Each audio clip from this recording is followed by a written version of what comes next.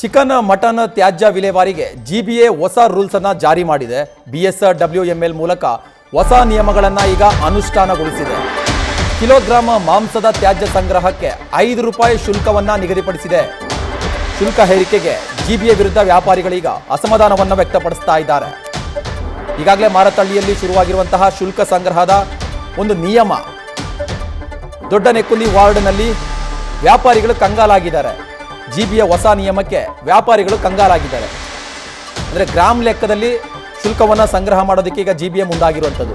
Chicken mutton ತ್ಯಾಜ್ಯ ವಿಲೇವಾರಿ ಗ್ರಾಮ ಲೆಕ್ಕದಲ್ಲಿ ಶುಲ್ಕವನ್ನು ಸಂಗ್ರಹ ಮಾಡೋದಕ್ಕೆ 1 ಗ್ರಾಮ್ಗೆ ₹5.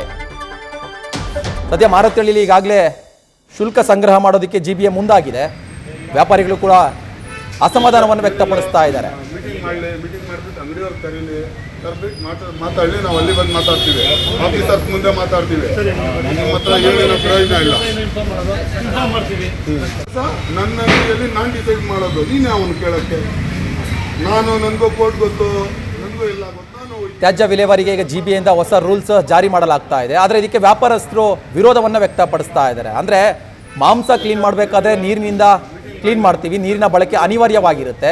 BSWML ವಿರುದ್ಧ ಜನರು ಆಕ್ರೋಶವನ್ನು ವ್ಯಕ್ತಪಡಿಸ್ತಾ ಇದ್ದಾರೆ. ನೀರಿನಿಂದ ನಾವು ಕ್ಲೀನ್ ಮಾಡಿದಾಗ ನೀರಿನ ಅಂಶ ಅದರಲ್ಲಿ ಸೇರ್ಕೊಳ್ಳುತ್ತೆ. ಹಾಗಾಗಿ ತೂಕ ಹಾಕಿದಂಥ ಸಂದರ್ಭದಲ್ಲಿ ಸಹಜವಾಗಿ ತೂಕ ಜಾಸ್ತಿ ಆಗುತ್ತೆ. ಹಾಗಾಗಿ ತ್ಯಾಜ್ಯಕ್ಕೆ ನಾವು ಈ ರೀತಿಯಾಗಿ ಗ್ರಾಮ್ ಲೆಕ್ಕದಲ್ಲಿ ಶುಲ್ಕವನ್ನು ಕಟ್ಟೋದಕ್ಕೆ ಆಗೋದಿಲ್ಲ.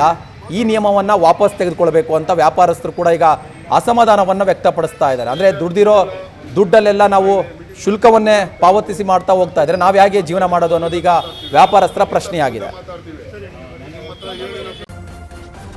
ನ್ಯೂಸ್ ಫಸ್ಟ್ ನಿರ್ಭೀತಿಯಿಂದ ನಿಮ್ಮ ಪರವಾಗಿ.